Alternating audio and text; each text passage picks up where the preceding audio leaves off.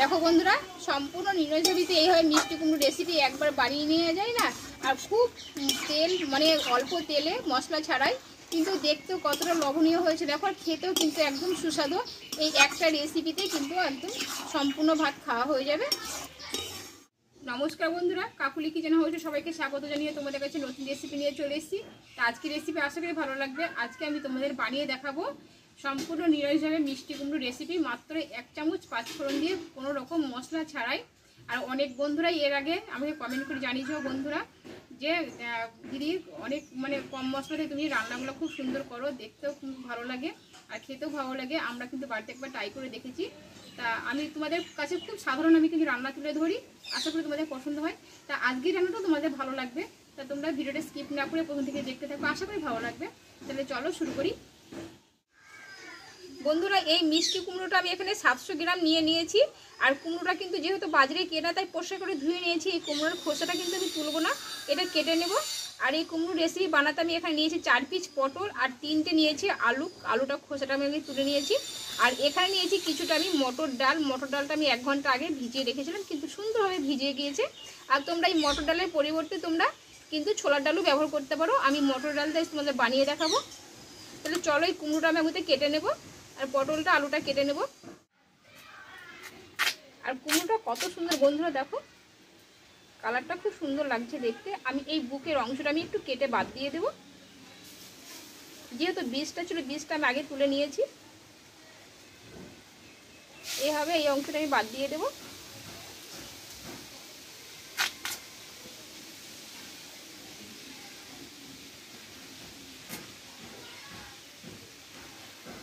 দেখো কুমড়োটা ঠিক এইভাবে আমি পিচ করে নেব।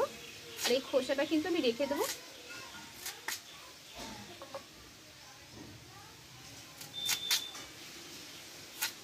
আর বন্ধুরা, এই খোসা সমেত কিন্তু একটা এই কুমড়োটা রান্না করলে কিন্তু একটা আলাদা টেস্ট আসে খেতে।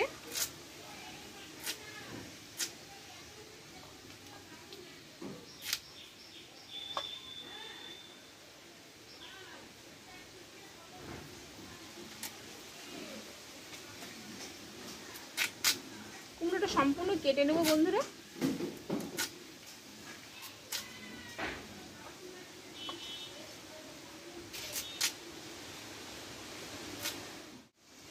বন্ধুরা দেখো, সম্পূর্ণ আমি ছোট ছোট টুকরো করে একটু কেটে নিলাম কুমড়োটা। আর এই কুমড়োর সাইজটা কিন্তু একটু ছোট করে কেটে নিয়েছি। দেখো বন্ধুরা, এবার আলুটা এই পটলটা কেটে নেব। আর এই পটলটা কাটবো কিন্তু আমি একটু অন্যরকম ভাবে। আর এই পটলের কিন্তু খোসাটাও আমি রেখে দেব। দেখো এইভাবে আমি 2 পিস করে নিয়েছি, তারপরে এইভাবে আমি পিস করে নেব। এই মোট আমি একটা পটলে কিন্তু 4 পিস করে নেব।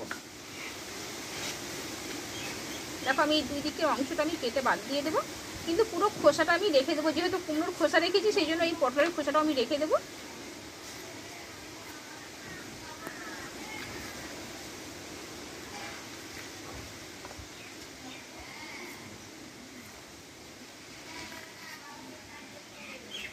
দেখো পটলটা কিন্তু কাটা হয়ে গেল।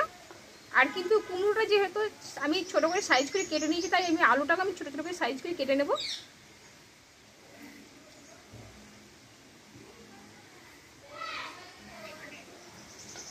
দেখো ঠিক আমি এইভাবে কেটে নেব।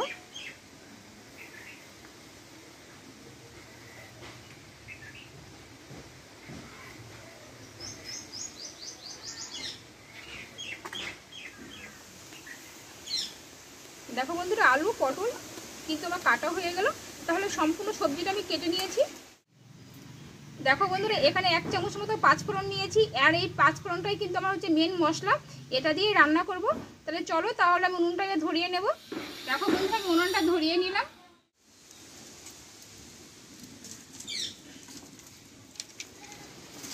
বন্ধুরা দেখো, কিন্তু কড়াটা গরম করে নিয়েছি।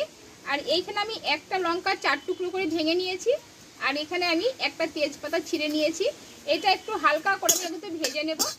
আর বন্ধুরা, এই রান্নাটা কিন্তু খুব অল্প তেলে আমি রান্না করে দেখাবো, যেহেতু অনেক বন্ধুরাই আছো এখন তেল খুব কম খাওয়ার, মানে বেশি তেল খাওয়া নিষেধ, তাদের জন্য রান্নাটা তুলে ধরবো আজকে আমি। দেখো এইটা কিন্তু আগে একটু ভালো করে আমি একটু হালকা করে ড্রাই রোস্ট করে নেব। দেখো বন্ধুরা, তেজপাতা লঙ্কাটা কিন্তু আমি ভেজে নিয়েছি। আর এখানে এবার 1 চামচ আমি পাঁচফোড়নটা আমি দিয়ে দেবো।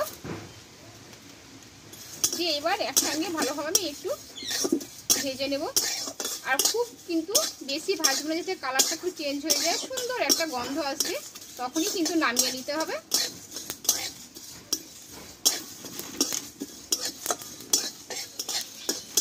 দেখো এটা কিন্তু ভাজা হয়ে গেছে, এবার নামিয়ে নেব। আর এখানে আমি 1 চামচ মতো কাসুরি মেথি নিয়েছি, এটাও একটু হালকা করে আমি ড্রাই রোস্ট করে নেব।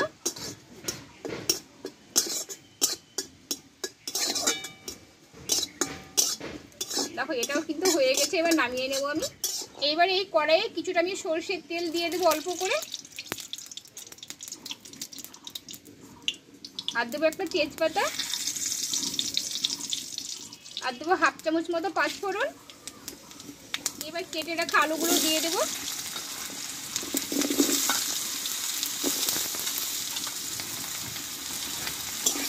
আর এই তেলে আমি আলুটা একটু ভালোভাবে কষিয়ে নেব।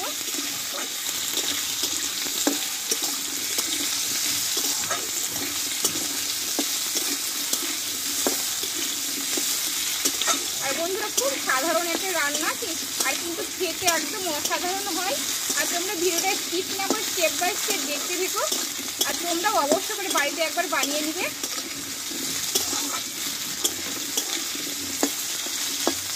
আর এই তেলে যেটা একটু আলুটা একটু নরম করে দেবো ভালোভাবে কষিয়ে। দেখো বন্ধুরা আলুটা কিন্তু আমি কষে নিয়েছি, এবারে কেটে রাখা পটলগুলো আমি দিয়ে দেবো। এবার দেখো আলুটা কিন্তু আমি অর্ধেকটা কষিয়ে নিয়েছি, এবার পটলগুলোকে দিয়ে দেবো। এই আলুর সঙ্গে কিন্তু এবার একসঙ্গে ভালোভাবে কষিয়ে নেব।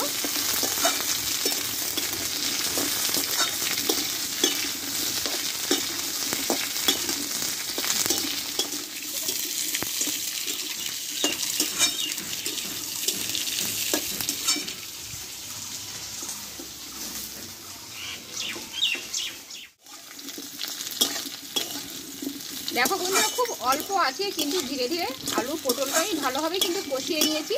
আলুটাও বন্ধুরা দেখো কষা হয়ে গেছে সুন্দর, আর কিন্তু পুরো একদম নরম হয়ে গেছে, দেখলেই বুঝতে পারবে, ভেঙে যাচ্ছে। আর পটলটা কষিয়ে নিয়েছি। এইবার এখানে কেটে রাখা আমি কুমড়োটা ঢেলে দেবো, দিয়ে আমি এবার একসঙ্গে একটু কষিয়ে নেবো সবগুলো একসঙ্গে। কিন্তু কুমড়ো পটল আলু একসঙ্গে কষানো যাবে না, সেই জন্য পটল আলুটা আমি একটু কষিয়ে নিয়েছি, এটা কাঁচা গন্ধটা চলে যায়।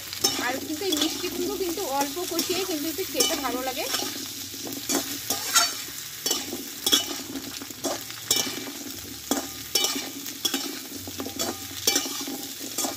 এটা একটু ভালোভাবে কষিয়ে নেবো এবার।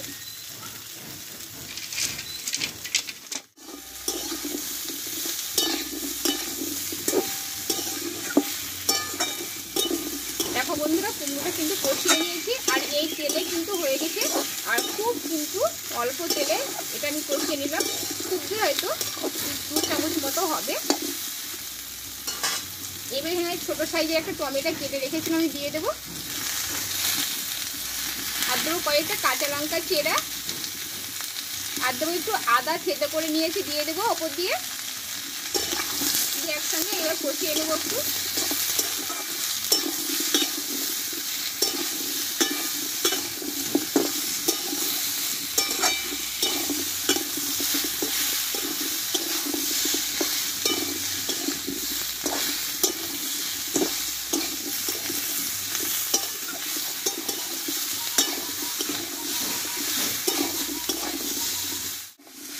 দেখো বন্ধুরা আদা কাঁচা লঙ্কা টমেটো দিয়ে একটু নাড়াচাড়া করে নিয়েছি। এবার এখানে হলুদ লবণটা আমি ব্যবহার করব। আর তার আগে আমি দেবো মটরের ডাল ভিজে রেখেছিলাম, এটা দিয়ে দেবো, জল থেকে ছেঁকে নিয়েছি।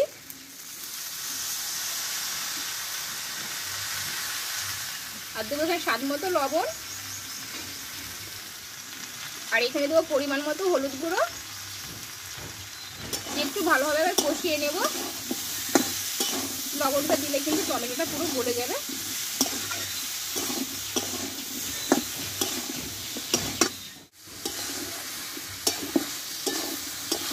দেখো বন্ধুরা লবণটা দেওয়ার পরে কিন্তু একটু জলটা বেরিয়ে এসছে, আর টমেটোটা কিন্তু পুরো গলে গেছে। আর বন্ধুরা এই রান্নাটা এতই টেস্টি হয় খেতে, অনেক বন্ধুই আছে 12 মাসটা নিরামিষ, কিন্তু এইভাবে একবার বানিয়ে দেখো, খেতে একদম অসাধারণ হবে।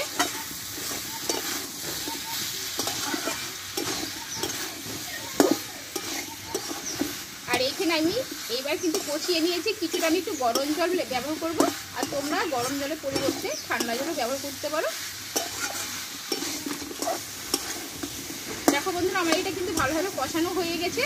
আমি এখানে একটু এবার গরম জল দেবো, তোমরা এখানে ঠান্ডা জলও দিতে পারো। কিন্তু কুমড়ো আলু কিন্তু পুরো দেখো বন্ধুরা নরম হয়ে গেছে। জলটা কিন্তু খুব অল্প মাত্রা দেবো আমি, দেখলে বুঝতে পারবে তোমরা। দেখো বন্ধুরা, এখানে কিছুটা জল আগে আমি একটু গরম করে নিয়েছিলাম, কুসুম কুসুম আমি দিয়ে দেবো।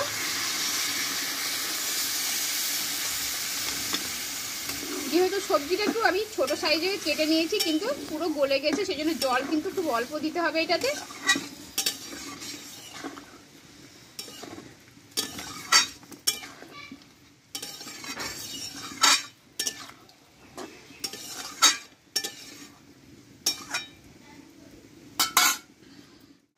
বন্ধুরা, যেহেতু এটা নিরামিষ রান্না, তার জন্য এখানে 1/2 চামচ মতো আমি ওপর দিয়ে চিনি দিয়ে দেবো। মিষ্টিটা তোমরা স্বাদ বুঝে দিতে পারো। আর তরকারিটা কিন্তু একদম ফুটতে লেগেছে আমার।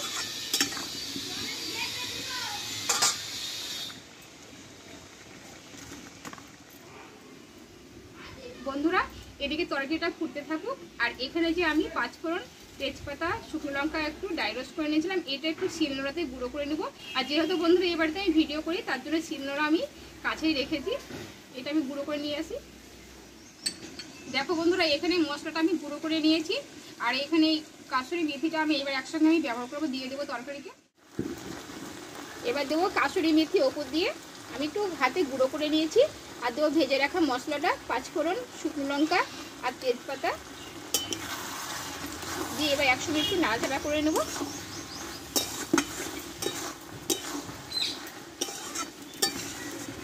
আর তরকারিটা দেখো বন্ধুরা কতটা লবণীয় হয়েছে।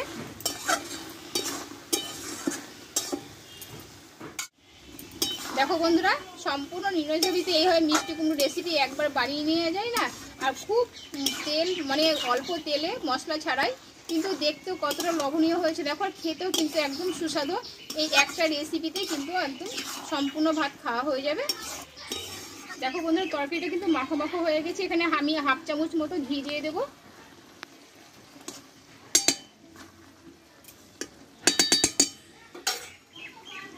আর দেবো একটু গরম মশলার গুঁড়ো দিয়ে আমি কিছুক্ষণ একটু নাড়াচাড়া করে নেব। আর সুন্দর একদম মাখো মাখো হয়ে গেছে বন্ধুরা, আর সুন্দর একটা গন্ধও বেরিয়েছে। কতটা লবণীয় হয়েছে দেখো বন্ধুরা রান্নাটা।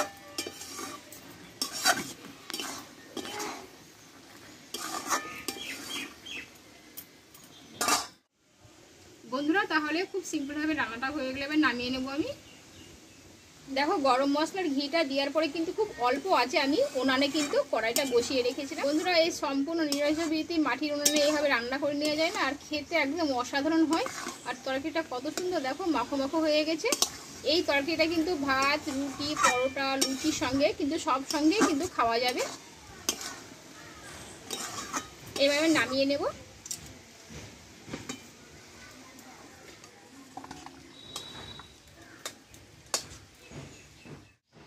দেখো বন্ধুরা, তরকারিটা কতটা সুন্দর হয়েছে, একদম মাখো মাখো হয়ে নামিয়ে নিয়েছি। বন্ধুরা, তাহলে সম্পূর্ণ নিরামিষভাবে আমার মিষ্টি কুমড়ো রেসিপিটাও হয়ে গেল। আর আমার মতো করে তোমরা বাড়িতে একবার বানিয়ে নিও, খেতে অসাধারণ হয়। আর আমার রেসিপিটা তোমাদের কেমন লেগেছে অবশ্যই কমেন্ট করে জানাবে। ভালো লাগলে লাইক করে দিও একটা, আর বন্ধুদের শেয়ার করে দিও। আর যে সকল বন্ধুরা এখন নতুন আমার চ্যানেলে, তাহলে চ্যানেলটা সাবস্ক্রাইব করে পাশে থেকো। আবার পরে তোমাদের কাছে অন্য কোনো নতুন রেসিপি নিয়ে আসবো। তোমরা ভালো থেকো, সুস্থ থেকো।